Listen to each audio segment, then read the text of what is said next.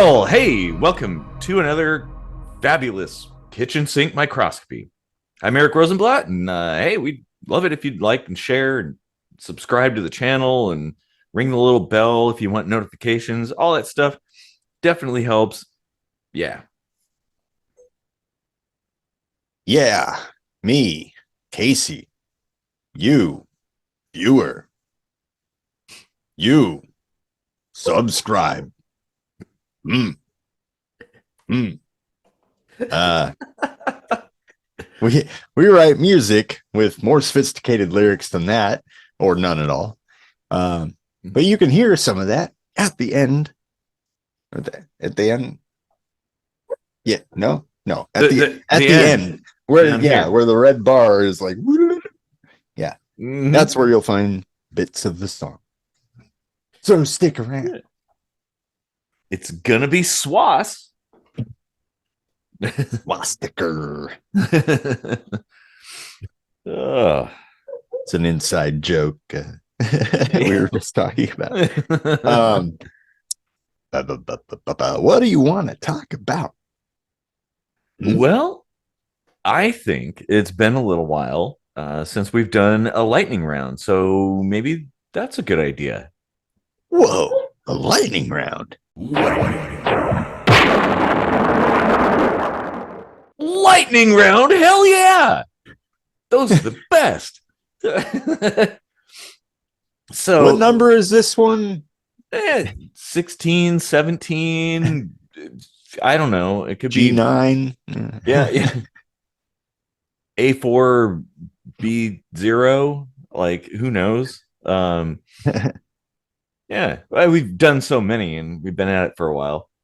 So for those who don't know, a lightning round, KSM style, is basically we take all of our kind of main categories of discussion and divvy them up amongst each other, and we choose things to talk about that the other person doesn't know, and then we have 5 minutes to discuss, and then we move on to the next one. And sometimes we go over. Hey, it's our rules, so the 5 minutes, not hard and fast, but yeah, it's fun. So hopefully everybody enjoys this one. I think this is going to be a really good one.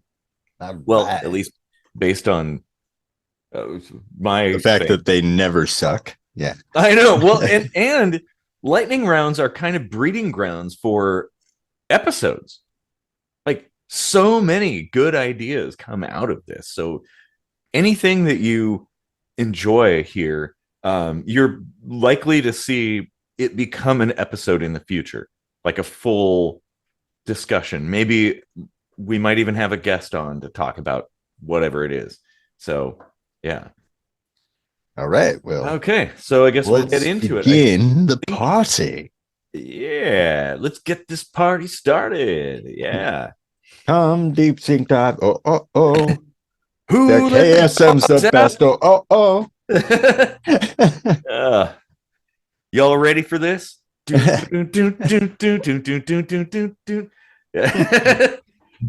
All right.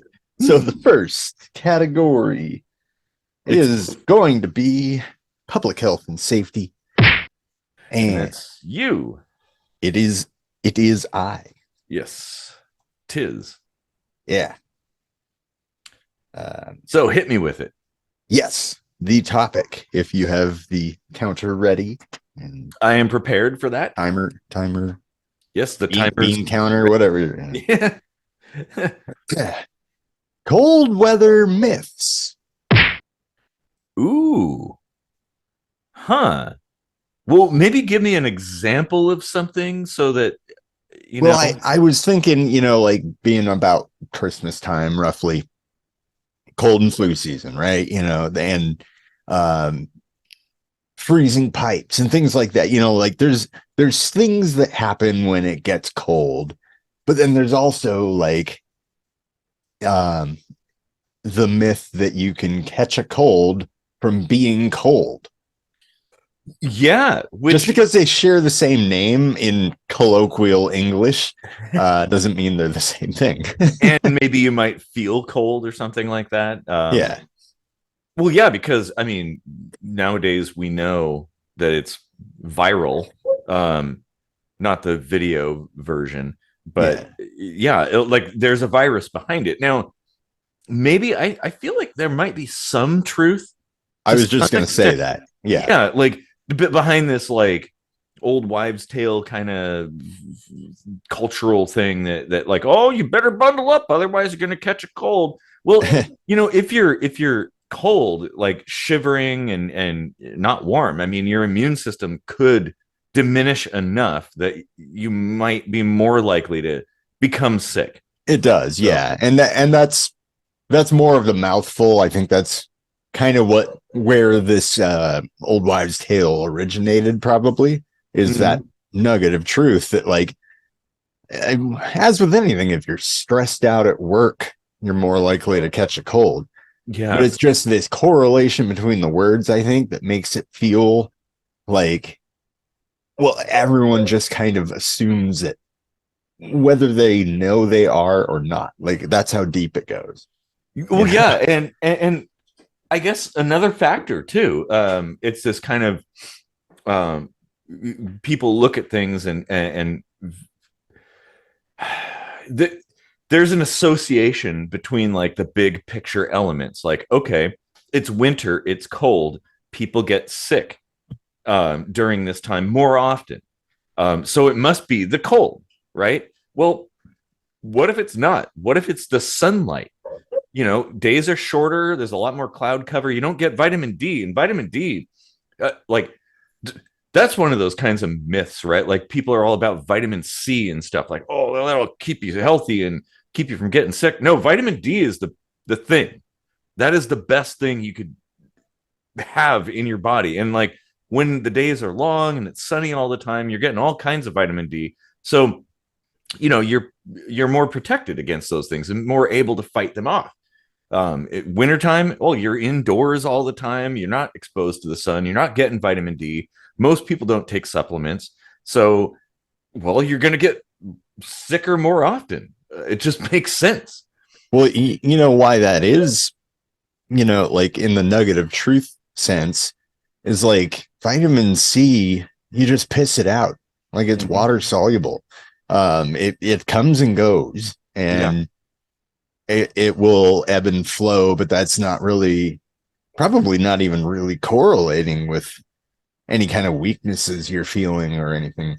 Mm-hmm. Um, but vitamin D, though, it's like a slow release, long lasting sort of thing. It's fat soluble. Yeah. So, like, its effects, positive or negative, whatever they may be, that's actually going to kind of be there if you're Mm-hmm. supplementing it. Whereas if you take up all these like 1,000 milligrams of vitamin C and piss out 999 of them, like, Yeah. Well, it's like that emergency drink, yeah, the little packets, which honestly, I love the taste of them. I don't mm-hmm, have any kind of illusions yeah, that it's going to make me not get sick it won't because I've it won't taken that hurt you to many take times. it. Like Well, you yeah, might get diarrhea. That's about it. sure. And vitamin C is a necessary nutrient. There's nothing wrong with that. And some people, depending on what you eat, if you're eating cheeseburgers all day long, well, you're not getting enough vitamin C. I mean, that little tiny bit of stuff you're getting isn't going to cover Cheeseburger is vitamin C, man. vitamin cheeseburger. Hell yeah. Oh, man. Yeah. Oh, man. I feel like that alone, like this whole you'll catch a cold myth is kind of the biggest thing. Like, and we're actually kind of almost out of time too. Oh, Uh, damn it. We didn't even do another cold weather I myth. know. Well, we Like could come back to gas this. tanks freezing. Hmm? Oh, okay, that's time. Yeah, gas tanks freezing. That's an interesting one. Oof, man, that. Oof. Also kind of sciency. Um, Mhm. We might have to come back to this, like as a episode or mini episode or something like that. yeah, yeah. I think that'd be a pretty good one. So I guess it's my turn now. That was an audible, by the way. I had something else picked. And then at the last minute, I was like, nah, I want to talk about that. Yeah. Yeah, Yeah. it works. Yeah. So it's my turn, and that would be the category is tomfoolery. Okay. so so okay, here we go. Star Trek or Star Wars? Ah! Oh, thought that was the word of the day. That's Um, I've got news for you. That's more than one word. I just heard it from Cherry. Wow, yeah. I'm a Star Trek guy, but I mean, don't get me wrong, I love them both. But there's way more substance to Star Trek, and that flexes in a lot of ways. Like the humor is more cerebral. Yeah. Like it's just put together better. It's sci-fi and a fucking 19-piece tuxedo or something. Yeah. That's not a thing, but Well, and yeah, I don't know how many pieces a tuxedo normally has, but yeah, I agree. Like, I mean, I myself like both for different reasons. I mean, Star Wars is a lot more like a Western. mhm. Um, Star Trek is definitely science fiction. Well, some of it is, but that's the cool thing about Star Trek is it's varied. There's so many years, decades even of episodes and movies and all kinds of things that discuss all kinds of topics. And that's actually one of the things that makes Star Trek kind of special is that it isn't just a bunch of adventure and explosions and space battles and stuff like that. I mean, there is that element, but there's also social commentary.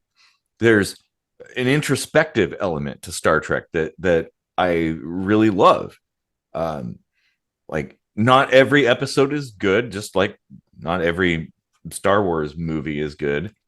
Um, but there's so much. It's a very rich tapestry of ideas and stories, and I think the two. I don't see it as a dichotomy. Like you shouldn't have to choose between one or the other. Like, oh well, you can't be a Star Wars guy if you like Star Trek. That's oh no. Like I think they can coexist. I think the real line to draw between these two is episodic versus serialized Yeah, storytelling, right? And it's like now Star Trek is branching into that serialized stretched out story or whatever. Like there's a basic main plot for a whole season, which is like a super short season that you wait even longer for the next one. Like it's getting between TV and movies, yeah, and I think that's what people are like kind of averse to as far as these new ways of presenting us with Star Wars and Star Trek, you know. yeah. And I think Star Trek has definitely been very episodic. Everything was nicely Mhm. wrapped up at the end of the episode. In Rascals, like the kids were transformed back into adults, and everything was fine. Don't mind the fact that like they never brought up that magical, super awesome thing again. Like you could reverse time with this. Uh, like Yeah. no, yeah, just ignore that. That whatever. And maybe that's a flaw with Star Trek is because of that episodic kind of thing. They kind of they're self-contained, Yeah. um, and they do use kind of these kind of MacGuffins to solve problems sometimes. But like the thing about Star Trek that I like more is the social commentary, the challenging ideas and uh, things like that. It's rather interesting. And yeah, there's not as many space battles, but Star Wars, Wars is in the fucking name. So of course there's going to be space battles and all kinds of fighting and stuff. Trek, Star Trek, well, they're exploring, so it's going to obviously have less of that. And I don't know if I like the kind of new direction for Star Trek. Um, Strange New Worlds is pretty awesome, and it's because it's episodic. I swear that's it. nice. Oh, well, that's time. Well, that's actually a pretty good point to end on there. Yeah. Yeah, I haven't seen Strange New Worlds, but I'll check it out for sure. So I guess it's on to you. Your Ah, turn. yes. Ah, yes. Philosophy. Hmm. I do wonder, old chap, do you believe in fate? Ooh, fate. Uh, well, that's kind of assuming there's kind of a predetermination to the universe. Although, okay, I kind of do. I guess from a agnostic atheist standpoint, fate could be a real thing. It's just where you land. Like the universe is in a particular state when you're born or whatever, or at some point, and events happen um according to that. Like, so it might to some extent be predetermined.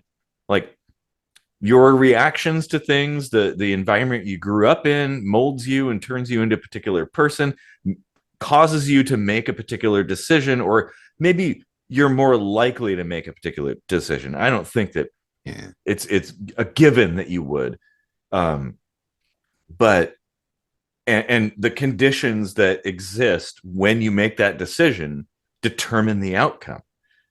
So yeah, I guess in that regard, if what I Yeah. said makes any sense, I guess I do I believe know. in fate.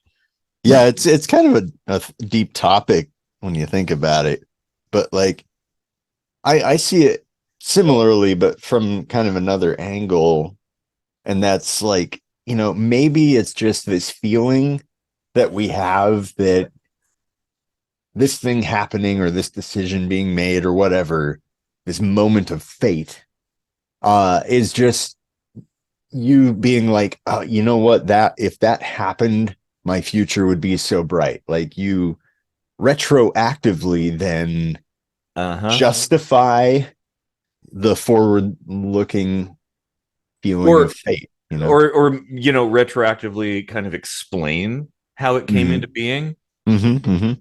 So yeah, Yeah, I mean, you'll find coincidences, you'll find lines to draw. Like, I mean, the way I met my girlfriend has a huge kind of like fate aura about it, like being at the same, like B-level band reunion show like 5 years ago, and then she contacting me after seeing that same band, and being in Germany she couldn't make it, and like it's just like one of those like cross the world, defy fate and meet, and there must be something really awesome about that, right? And yeah, there could be, and there is in this case, and it makes me think like, wow, was this fate? Because look at all that cool shit, I mean, I guess in a way it probably could be.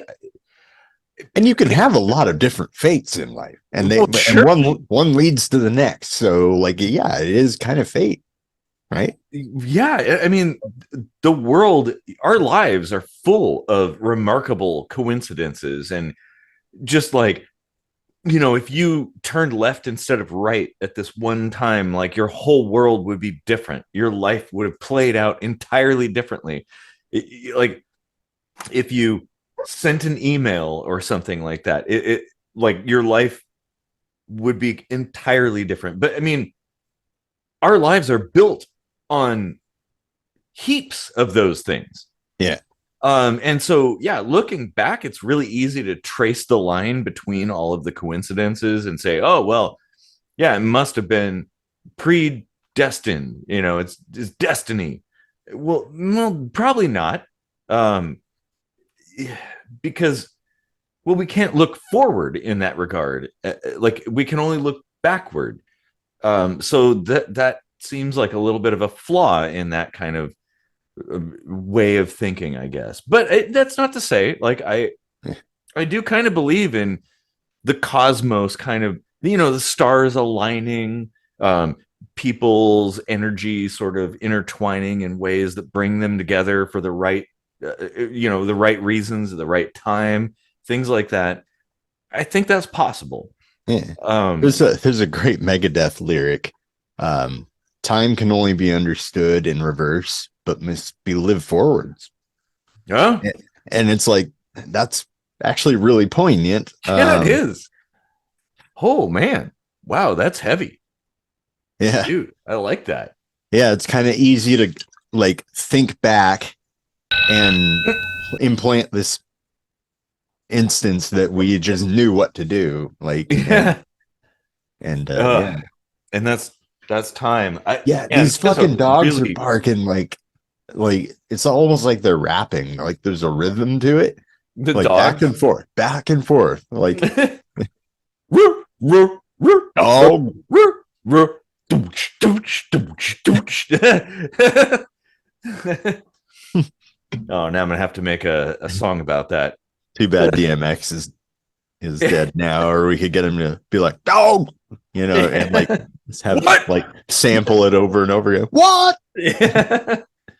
Oh man, this is like all over the map episode. This is good. Um, so okay, now I guess it's my turn. And the category is current events. All Mm. right. So hang on a second. Gotta prep for this one because this is big. Okay. So the what are your thoughts on the Persian people in Iran being on the brink of revolution again?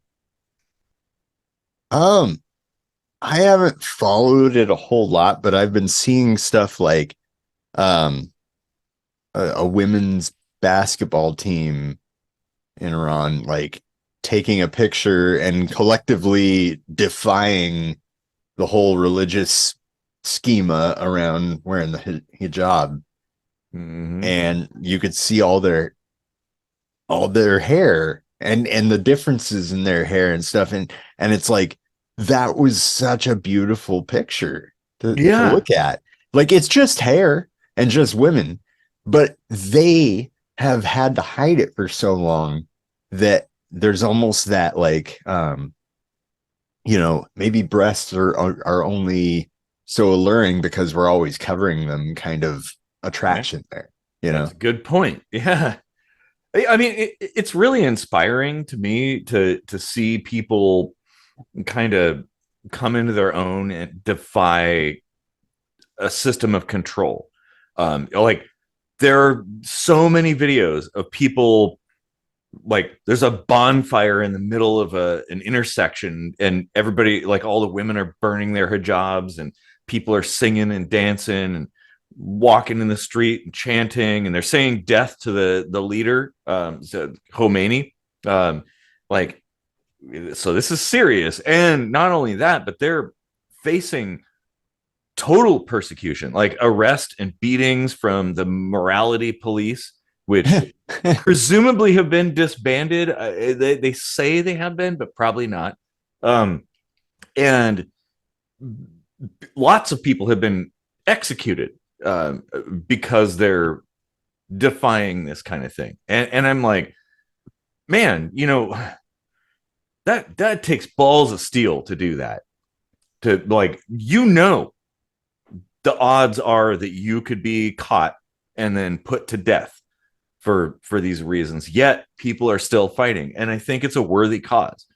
Like the Iranian government is very oppressive, like, and it's fairly new too. Like in the 70s, Iran was an awesome place, very progressive, very metropolitan, very modern. And then, well, the US got involved. And supplanted the current structure for one of their own for reasons we probably will never know. And well, now it exists that way. And then, of course, we immediately do what we did with Iraq with Saddam Hussein, and we turn around and be like, he's the bad guy, But it's like, well, wait a minute, you put that guy there, you did this. So it's really cool to see the people of that country. Like, it's a beautiful place full of beautiful people. Oh God, the culture goes thousands of years in the past, and like, it's awesome to see them standing up for themselves. It's inspiring. Same thing with Ukraine. Like, I'm very inspired by what the people of Ukraine are doing, against all odds, fighting like a foe that should not be able to be fought against. Mad respect for that. I think, I don't know. I think that's always been kind of a correlation with the size of the country, being like, that's a huge country. It must be able to squash all these little countries. But like, really, if you think about it, like, so much of that land is just useless to Empty humans. space. Yeah. Well, like Canada too. Canada, and like, not that like square meterage or whatever you have like makes any difference anyway, but it's not that full, like if your idea is, oh, they just must have like way more people. Well, it's not necessarily people, technology, things like that. I mean, Iran, of course, it's a very forceful regime. It uses fear and well, it inflicts damage on people who stand up and stand out. And so, people are kind of ruled by fear there. And so it's kind of cool to see that finally maybe going away. Damn, mic drop. That's another, we got to go into that one. Because that, oh, yeah. Whew. I'm like, man, what am I doing sitting here all day long? Like, all this, yeah, there's no excuse for not affecting change around you. Yeah. Yeah. Nice to sit in a comfortable place with a heater and electric lights and stuff like that. But yeah, the people who do, who resist without any of that they deserve some respect. But anyway, I think I've had too much beer now. So I guess it's on to you. Science. Oh yeah. Yes. Can you hear this dog barking? Oh my God, it's pissing me off. Every once in a while I can hear like a little bit of something. So anyway, science. Are we better off or worse off with medicine? I think we're better off. Certainly, like, we know a lot more now than we did in the past. In the past, there's this, like, the scientific consensus was there was like a homunculus inside of you. There were the humors or something, like the ether and stuff, all these weird concepts that were kind of like, I mean, it makes sense. There was no way to explain it. There was no way to define it or detect it. So they kind of just did what they could do. But we know a lot more now. I mean, understanding genetics, some of the things we can do, like stem cell therapy and stuff, it's incredible, unbelievable. And I can only imagine in 200 years what we'll be able to do. Like, we probably won't have any melodies left anymore. I think there could be a dark side that certainly the more we know, the more tools a villain could use to cause harm. But I think ultimately medicine has gotten better, a lot better. Oh, Yeah. it's way better. Like, Mhm. I mean, I can understand concerns and stuff, especially when side effects can be so terrible or potentially lethal. Yeah. But the statistical odds of that happening are so small, you probably wouldn't even fault them for not telling you about them when they happen. You'd probably be like, oh, wow, well, I mean, like that hardly ever happens. Why would you, make a big deal of it, right? Yeah. But Well, it's but they like it's do, and people build this idea up that like medicine will make you sicker, or uh yeah, I well, mean, it's kind of like a tire manufacturer. Of course, there's a very small probability that a brand new tire that you put on your car, you hit the freeway, and the tread comes off, and boosh, it explodes. Like, yes, that could happen. Do they need to disclose that? Well, probably not, because the odds are so slim. The benefit of yeah, having new tires far outweighs like any kind of minuscule possible negative things. right. Like, But you stack that against where we used to be with medicine, where it's yeah. like, oh, eating this berry correlated with somebody getting better once. And you have like a 99% chance of just dying because this is hogwash. But what do you want to do? And you're going to be like, well, I'll eat the berry. And, and if I live, I'll just say that was why, like, Yeah, exactly. Well, and now there are a lot of natural sources for medicinal yeah. products and processes and stuff. Certainly, But but their efficacy is nowhere near the synthesized, concentrated version. yes, and that's where understanding how things work and being able to kind of hone in on that makes it much more effective. Yeah, because like back in the past, if you have people look at the past like, oh well, people like rubbed acorns on their shoulder to prevent fertility or something like that. I don't know. Well, yeah, but that we lived in a shamanistic era back then. Like, it was akin to magic at that point. Nobody really knew anything. It was, maybe chewing on willow bark did kind of dull the pain a little bit here and there, but yeah, like people would make correlations between things, like, oh, I got better as I was eating these berries. Well, maybe the berries had nothing to do with it. Maybe your own immune system made you get better, and the berries were nonsense. Like, they're not even a factor. So it's kind of cool that today we have a system where we can analyze things and reproduce things and kind of go take it a little bit more scientific, I guess. Um, but that scares people because Yeah. movies. Everybody's like, "Oh no, the nanobots are going to take over," or something. I honestly don't know why people are so scared of genetic engineering and modern medicine and the technologies, vaccines, MRIs, and things like that. Those are all awesome things, and Yeah. they make us better. People fear what they don't know. And they attach this assumption that nobody knows. Yes. Oh, yeah. Dunning Kruger at Yeah. work there. That's time, by the way. Ah, But can't that hear it over the dog. that's a really good topic, though. Like, I think this could be another thing that could be its own episode. Oh yeah.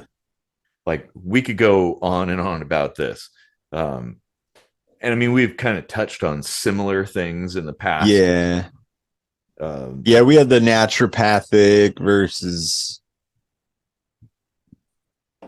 what was that? Homeopath? I can't even I it's think it was been a few naturopathy seasons versus back there. homeopathy. I know, Yeah. hard to keep track. Yeah, we've done a few things, but I think this is something that deserves exploration, like further exploration. Yeah. So, okay, now it's on to me, I guess. And so I have politics. Okay. So should all legislation have a sunset. A sunset, as in like it ends at a certain time, or it reaches a point where it gets like reevaluated and maybe ends, or maybe gets renewed. More of the latter. Like Okay. it would end if people didn't do anything. Like, okay, 5 years from now, we're gonna do this and see what happens, and then Yeah. in 5 years we'll come back to it and Yeah. decide if it worked. Because like the former would be a little bit too finite for me, and being like, well, we know in 5 years things will be much better and we won't need this law anymore. Well, Yeah. no, you can't really say for sure. This Yeah. might actually be a good idea, and then generations down the line, maybe it isn't anymore. Exactly. And that's kind of my thought on the matter is like, well, we still have, well, if you, there's like whole entire books written about stupid laws that are still on the books, that don't make any sense anymore. Um, but they're still there and still technically enforceable. And then there's things where it's really hard to undo a piece of legislation once it's there. So maybe it should end and everybody should kind of reevaluate like, hey, does this make any sense? Has this worked? And go from there. And if everybody kind of generally agrees, like, well, actually, yeah, Oh, you things know are what? That's a really good idea. Like, have it be like a constant, actual, true democratic process. Like Mhm. every 5 years or whatever, this law is like, disseminated for people to like read and be like, do you think this is working? Do you think we need it anymore? Do you think it could work if we did something else? Get like a mass opinion about the laws that they're being asked to adhere to, and you are getting tasked with deciding. Like, you Yeah. both need feedback from one another, Hmm. And I think that's and a that's how very it can work, right? well, sure. I think that's a much more engineering based approach, a scientific approach, where you don't just carve something in stone and oh, it's God's decree and here it is for all time in perpetuity. No, it's a thing that we test out. We say, hey, does this work? Um, and societies change. There was a time in the U.S. and many other countries, not just the U.S., many other countries where slavery was totally okay, but society changed, and now we're Yeah. like, well, that's not okay. But good luck trying to undo those rules. But if they just kind of disappeared, if people didn't renew them, well, then that would fix itself automatically, and the Civil War might not have happened. Like, Yeah, that's a good point. Like, I don't think any government has ever been engineered. It's all hacked together as you go. mm-hmm. And it's like, what? I get that that's how things had to be for a while, but we're sophisticated enough now that we should probably be making new countries and putting some forward thought into it when we do. Yeah, like some deliberate planning makes a Yeah. lot more sense. Yeah, I mean, we're still operating as if it was like the 1700s, and still there's this kind of belief that these things are the right way, Yeah. because like, well, it's been okay all this time, and it's like, well, has it been okay? It's like the old way of engineering cars. They not only thought about how to do something, but they thought ahead about what happens when that breaks and what would make it easier and or cheaper to get moving again. Well, Like, you think ahead to like, how can you replace yourself? And now we have this planned obsolescence. How can we make them come back with money for the yeah. next thing? Like, Well, and speaking of the car analogy too, one of the very one of the things you have to do before releasing a car into the wild for sale is crash testing. You have to destroy it and see where it fails. and only then is it fit for consumption. Like, Haha. we should. Best burn it down and start over argument ever. Yes. Oh man. Well, that's time. Damn. That's a good. Already? Yeah. Yeah, these every one of these is That'll be an episode. Yeah. yes, it will be. Oh, for sure. Haha. Oh All man. right. So much food for thought in this episode. Yeah. And we're not done yet. We still have 3 more Three. topics. Yep. And this next one's probably gonna get fiery too. The economy. Ooh, economics. All right. Well, go ahead and package your thought and send it my way. Pack it in. All right. So, what are your thoughts on the somewhat recent crypto crash that's been going on? Well, that has to do with that one particular company, which will not be named, that created kind of a fakey crypto, a scam system, which is possible. Cryptocurrencies are impossible to regulate. So it's kind of the Wild West, and you do have to use your best judgment. And a lot of people bought into this. They had a very eloquent and persuasive spokesperson who also will not be named. And yeah, I don't know who any of these people are. So well, if you could name them, I will eventually. But so although the crash ish was happening before, because there was kind of a fervor in crypto, everybody was getting all excited and buying, and everything to the moon, right? Like everything was going up. And well, it's like Icarus. You can't fly to the sun. Eventually the sun melts the wax on your feathers and you fall to earth. All economics do this, the housing bubble and then the housing crash and all that stuff. Yeah. Like, it's a cycle. These things do happen. And I mean, I've always had some skepticism about cryptocurrency, but I'm still keeping myself in check on this and saying we're just learning the flaws that any system is going to have. You can't have a perfect system. It doesn't mean that this is a system that just could never work, Yes. And I think that's a lot of people's like knee-jerk reaction is be like, ha, I knew that would fail, but it hasn't failed yet. But then people, the thing is, like, those very same people don't question normal currencies that fail, fiat currencies that have problems or hyperinflation and stuff. Like, nobody questions that. They're like, I don't know, that was some kind of external force. Yeah, that was the bar that was set for us, and we've been taught to think it's the only way, so that should be the barometer. And the thing is, we've had fiat currency on planet Earth for thousands of years, and cryptocurrency has only existed really in a usable form for maybe a decade ish.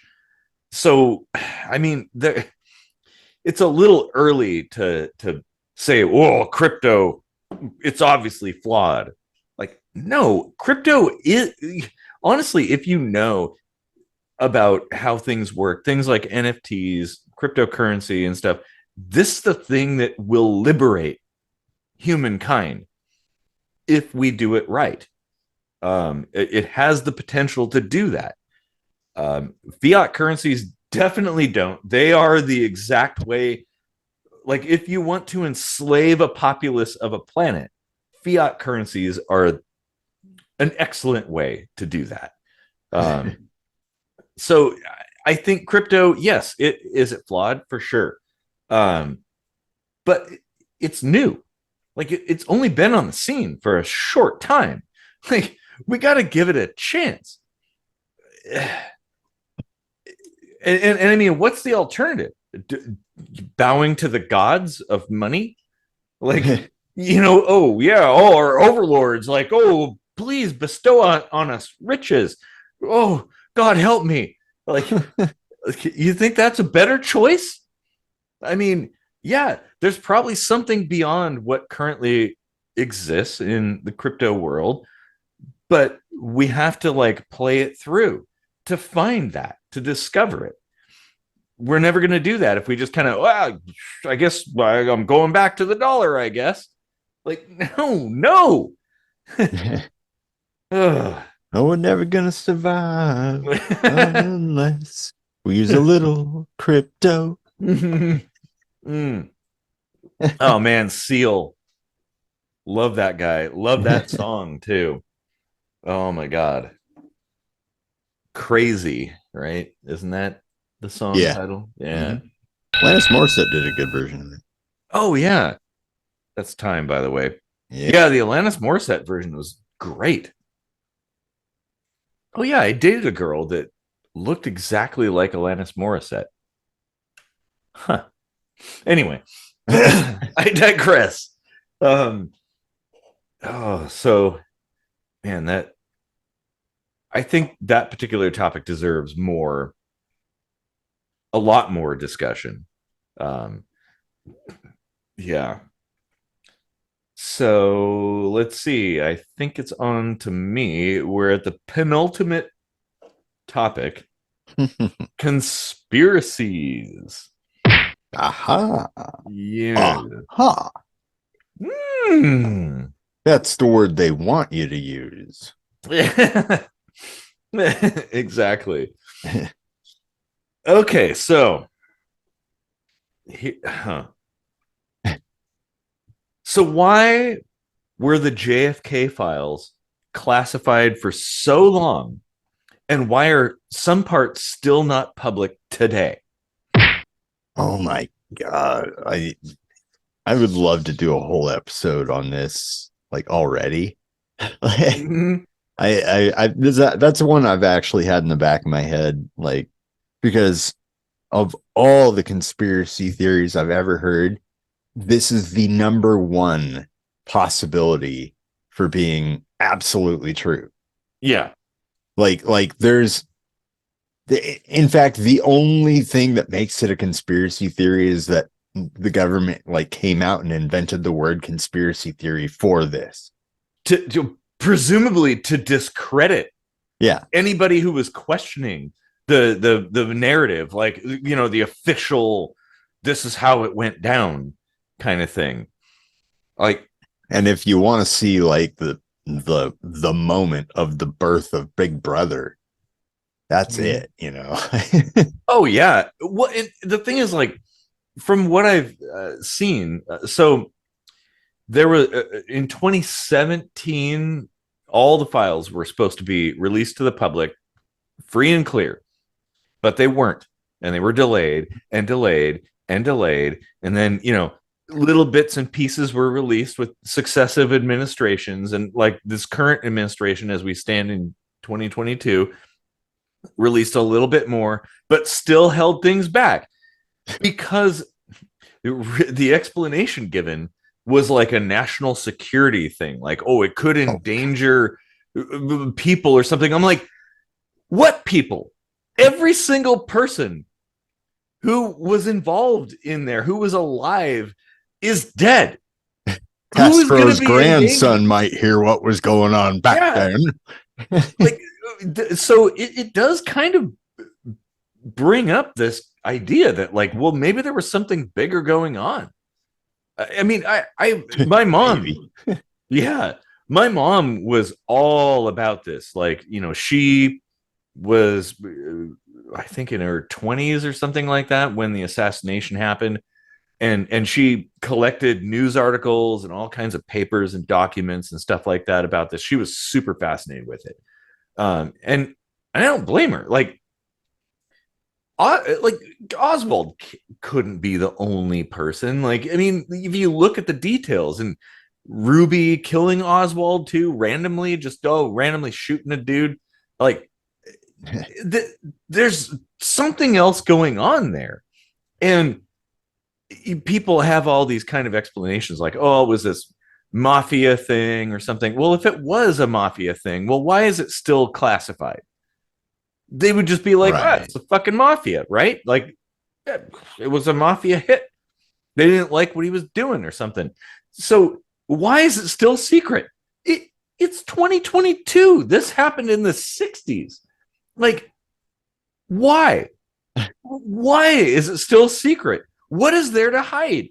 Like, whoa, hey, to kind of flip the little thing around back on the government, hey, if you got nothing to hide, you got nothing to fear. Like, Right.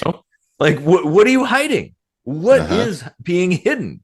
What kind of information is so detrimental that it has to be still kept secret half a century after it happened? Why? It's if the truth is that one guy with a rifle shot the president, well, then there's really no reason to keep it secret. What? Like, Right. I mean, just a guy shot the president. That happens sometimes. Like, why? With the magic bullets that go like this. Yeah. Oh, yeah. Like, exactly. maybe a 22 pellet shot from 3 feet away might do kind of something, but not a goddamn sniper rifle. Yeah. Yeah, exactly. Like there's definitely something going on, and I think it's the system protecting itself. Um, there's a lot of theories out there, but they're just ideas. But for sure, like if it was just a guy going into the book repository with a rifle and shooting the president, well, then that should be the end of it. Okay, well, there it is. We should have all the access to all the information. So why keep anything secret? What I mean, is the dead police officer that picked up the shell casing, does he have to be protected now? Why? Oh shit, that's time. By the way, the best ever like comical rendition of the JFK assassination was Red Dwarf season 7 episode 1. Oh yeah, Tika the Rad. that was a good episode. Yeah, oh, man, that was like clever as fuck. Mm-hmm. The story they did, that was like as much as season 7 was rough around the edges, like that was primo writing. Like Gunman of the Apocalypse was the one that won all the awards, but like that was brilliant writing.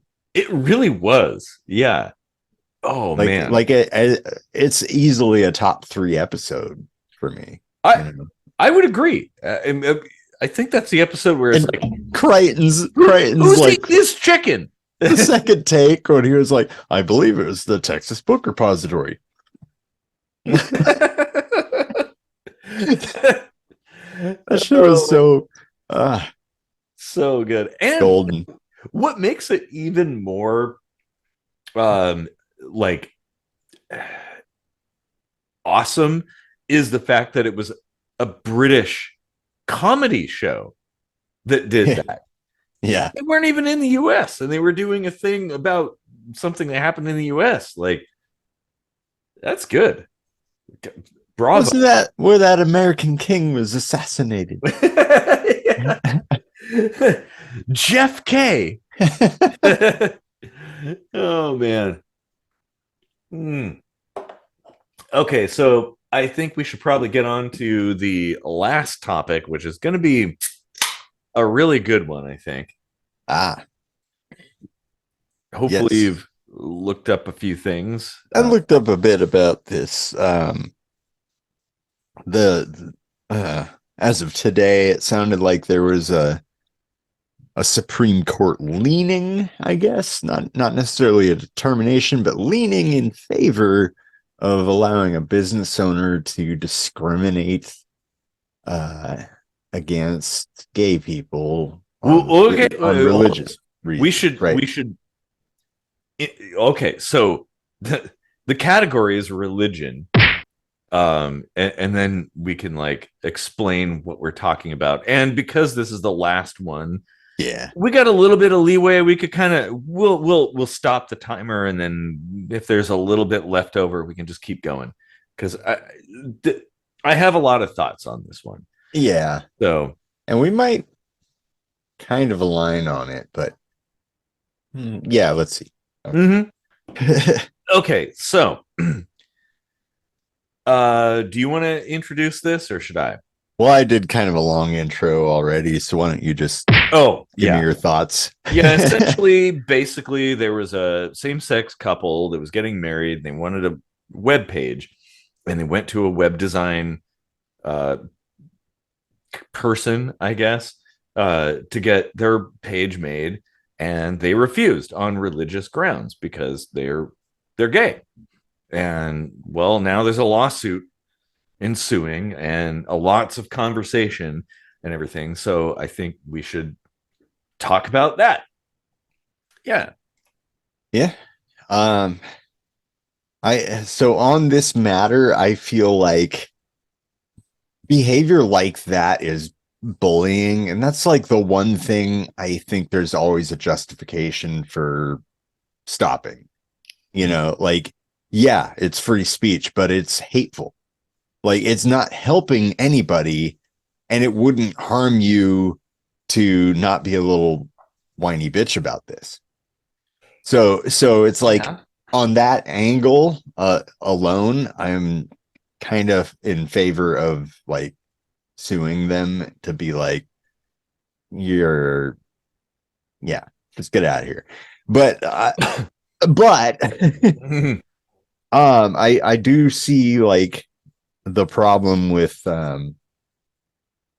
restricting that sort of choice.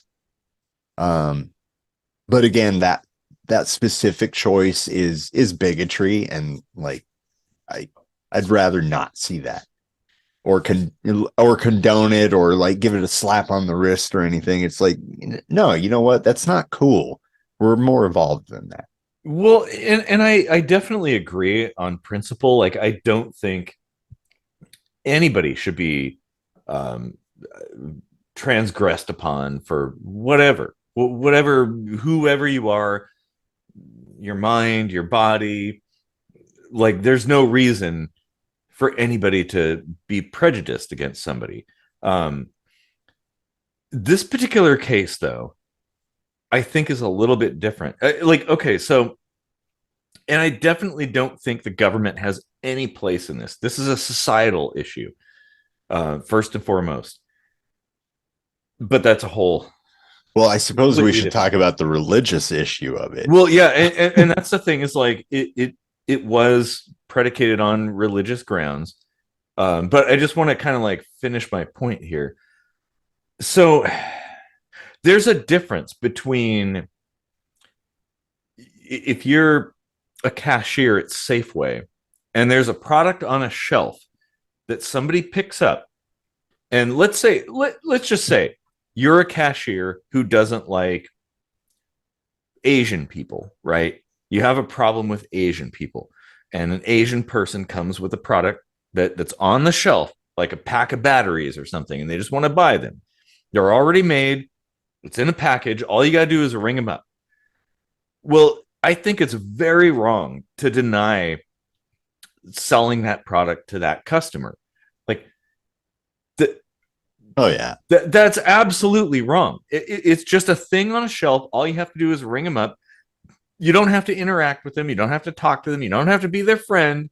You don't But have to that's an agree with them. individual, not a whole business making that call. Well, yeah, but I mean, just this is extensible, so it could scale in any direction. Mhm. However, when it comes to things like design, building a website, that's different. Like, it's you don't simply have to like boop, Mm. scan something over like the barcode reader and like ring somebody up and their credit card is inserted and you hand them a receipt and off they go. No, you have to sit there and build something, design something, draw things and put things together, type out things that maybe you might not agree with. Okay, Um, that's a good point. Yeah. And so I think that makes sense for there to be a little bit of wiggle room there. Like if you don't feel comfortable, imagine if somebody came to you and they had some iffy pictures of little girls in sexy outfits and they wanted you to put together a website about sexy girls in outfits and stuff like that, little children. Um, and you didn't feel comfortable with that. Well, you should be able to say, well, I don't want to do that. I don't want to make that. Or maybe you don't like pineapple on pizza and you absolutely do not want to make the pineapple pizza website, the fan site. Okay. Okay. I do agree in principle, but the difference there, the huge glaring difference there is consent. Mm-hmm. You know, like gay couples consent to be gay couples. Well, but So, the designer has to consent too. Like it's their expression as well. but I mean the act that someone objects to, it's like, mm-hmm. yeah, it's kind of douchey to like judge someone's reaction to something, but like, That's time. oh, But man. we okay. We can keep going though. Let's Yeah, keep going but because this is actually like we yeah, barely scratched the surface on this one.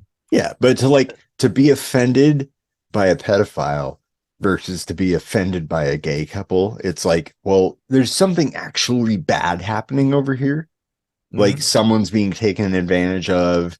There's no informed consent, that, you know, like whatever. Well, true. Versus like, oh, I just think that's gross. You know, like your pineapple and the pizza sort of thing. It's in that ballpark, right? Exactly. And I don't know. I mean, I threw some ideas out there, but the point is, I don't think anybody should be compelled to create something they don't want to. Like it's very different just scanning things Yeah, no, at but the check stand and ringing somebody up for stuff they just picked off a shelf. Okay, maybe you don't like somebody's mohawk or something like that, or but their t-shirt, you know. here's the thing. It's a media grab, because all you have to do, like, I'm all for, you know, being a business owner and choosing who you want to kick out of your store. We've done it before. You Yeah, know, with the I've pulled firefighters. off some real fucking asshole customers and been like, you know what? You don't want to pay me anyway, so fuck Remember you. the firefighters that came by around 4th of July who were like, "Hey, can we put this anti-fireworks sign on your window?" And we were like, "Nope." Like, imagine if we had to do that. We were compelled to like put that up as if we supported that. I don't want to live in a world like that. But, You know, but that doesn't have to, it doesn't have to be so showy. Mhm. All you have to do, if you want to deny someone service, is be like, you know what? I don't really have the skills to give you a quality product for what you want. You know what? I have a colleague 3 miles up the road here. He'd be happy to do this work for you. You know, And like, that's you actually don't have to make it into a negative thing. that's a very good point. People who do like web design and stuff, like there's a network. So sure, yeah. I mean, if you yourself don't feel comfortable building the pineapple pizza fan site, um, you could be like, hey, there's this guy over there, you know, they're all about the pineapple on pizza, and Yeah. they'd be happy to build you a website. You That can makes not sense. like a person and still be nice to them, you know, like, Exactly. Well, we should be. That's kind of the point. Like, or not agree with somebody's morals or their philosophy or something. We should all be nice to each other, regardless. Like, and but this particular thing comes down to like a compulsory, like, oh, you're a web designer, you must build this site for this customer because they're a customer, even if it makes you uncomfortable, even if you don't agree with this at all.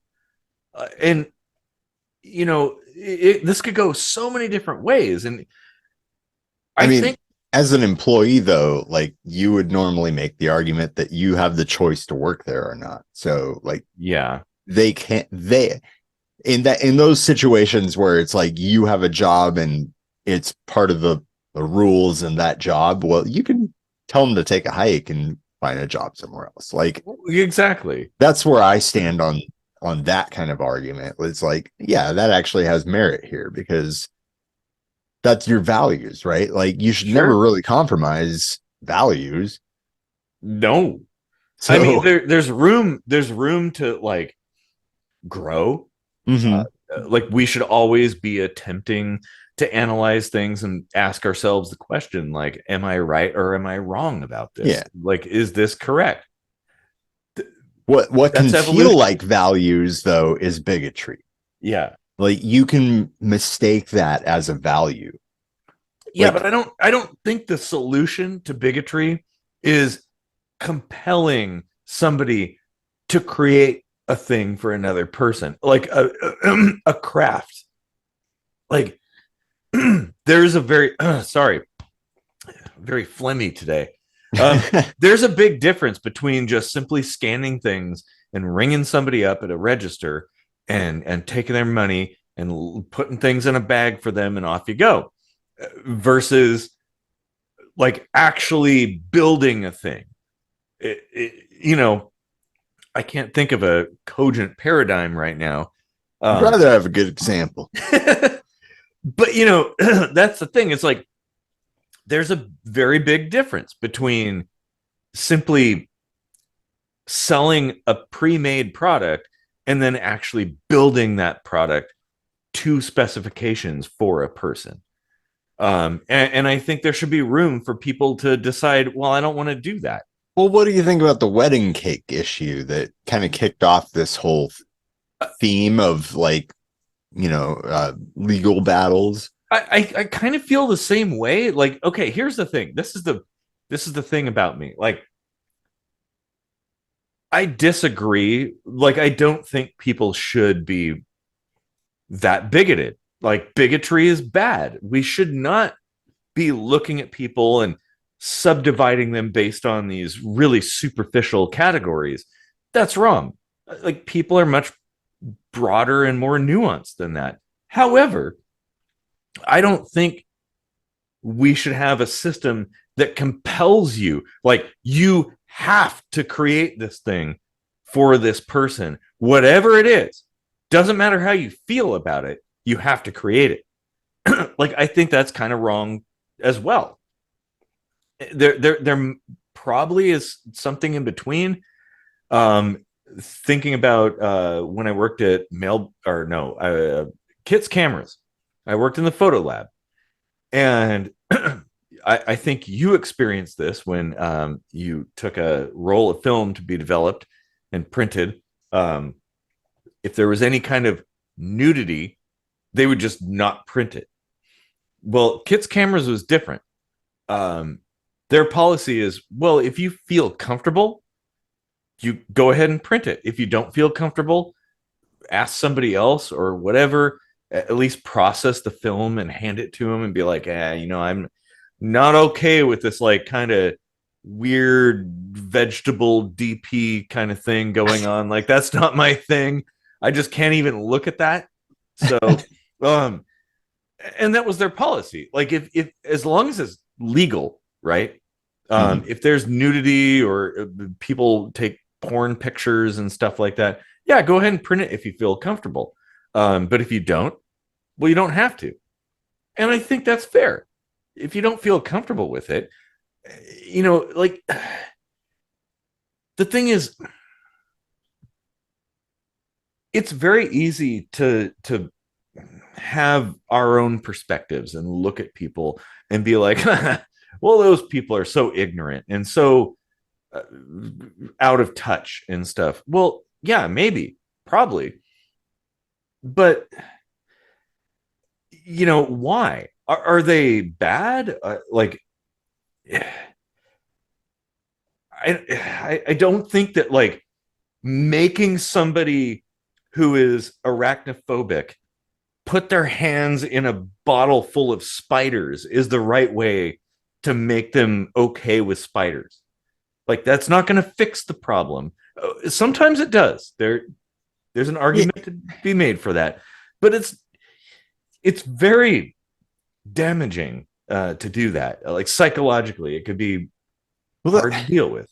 that's the point where I try to exercise skepticism in the black and white nature of consent. Mm-hmm. You know, like the whole anarchistic philosophy of like, you know, nobody tells me what to do in any aspect whatsoever. Like, okay, like I get that, and that's a pretty natural feeling for most people, but like just like anything else, there's got to be shades of gray in that. Like, there's got to be certain things that are generally agreed upon that everyone makes compulsory in some aspect, you know, like the rules of getting along with each other. Rules require compulsion. They Well, just do, you know. standards as well that Yeah, we should these have. things run into free will and create dichotomies all the time. Well, Like, for sure, and that is kind of a byproduct of the human condition. Like we will always forever be dealing with this. We're never going to solve that. And I think, okay, well, what if the tables were turned? What if it was a same-sex couple owned business that made websites and a Christian couple came and said, hey, could you make my wedding website or whatever? And they refused them. Like, is that wrong? Like, most people should they would be like forced? celebrate that actually and be like, yeah, sticking it to the man or whatever. It kind of depends on uh your initial bias, I think, how you treat that phenomenon. It's Yeah. either revolution or it's an upheaval. You know, like you're either like rooting for the underdog or being like, look at this peasant trying to be one of us, you know? Well, it just the biggest problem, like I don't have a problem with societal pressure, peer pressure, your peers saying, "Hey, well, wait a minute, what gives? Why are you being such a dick to those people?" Like that's okay, but to be compelled by law, essentially, if you don't do this thing, if you don't craft something that you don't feel comfortable crafting, you're going to go to jail or be fined a huge amount of money. Like I have a problem with that. People are bigoted all over the place. Like everybody is. Like it's I don't think it's a bad thing.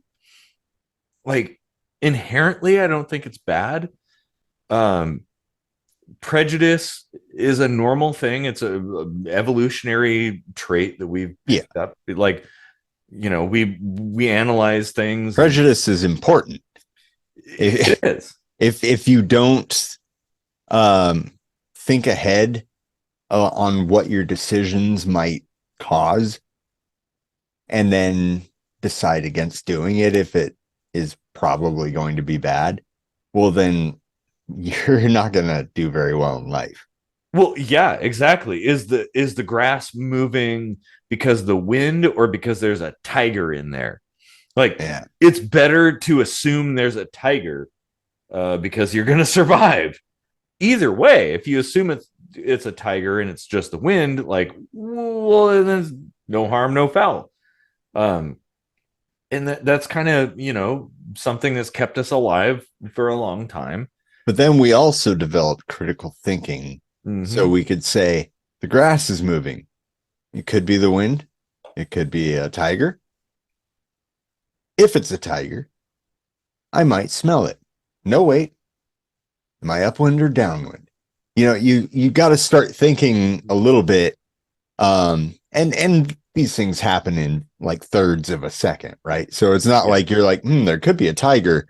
Well, let me make some calculations here. Like you're not sitting around dilly-dallying or anything, but critical thinking can happen rather quickly. You just have to And it might happen exercise. after the fact. Yeah. I guess the big issue I have with this is like it being kind of a hard and fast rule that, oh, there can be no deviation from this. Well, that feels very 1984 to me. Um, and like, who decides what is the right thing, what is the wrong thing, who is protected and who is not? Who decides that? And who decides the punishment Did for we ever deviation? do a Who Watches the Watchers episode?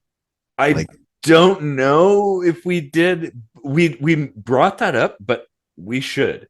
yeah. That'd be a good one. Like, it's just, I don't know. I just have I have mixed feelings about this. Like, just like a lot of things. I don't believe people should like be prejudiced against anybody for any reason. Um, but if you don't feel comfortable building a thing, creating something, if somebody is like, let's say you're, I don't know, uh, somebody who's celibate or Christian or Muslim or whatever, and you build wooden structures, and a customer comes to you and is like, you know what? I want you to build me the biggest cock that you can build me. I want a cock that blocks out the sun. Like I want a giant sundial made of a cock. I guess Um, I've got time to model for this next week. but if somebody's like, that okay, I'm not okay with that. Like I don't want to make a giant cock out of wood. That's insane. Like I do like little ducks and toys for kids and stuff. Like building a giant wooden cock. That's that's I don't feel comfortable with that. Oh, but now, well, that's not cool because the customer said they wanted a giant wooden cock, so you better build it, otherwise you're going to get fined or go to prison. Like I for think you've said bigotry, giant wooden cock too many times, and now we're demonetized. demonetize. Yes, I think we might be. But I mean that's kind of the point. Is like there should be room there. I don't know. It's like I have mixed feelings. I just don't like the idea of an administration deciding what's right and what's wrong and what punishment people should undergo. And yeah, Hmm. there's better ways. I think there's better ways. Yeah.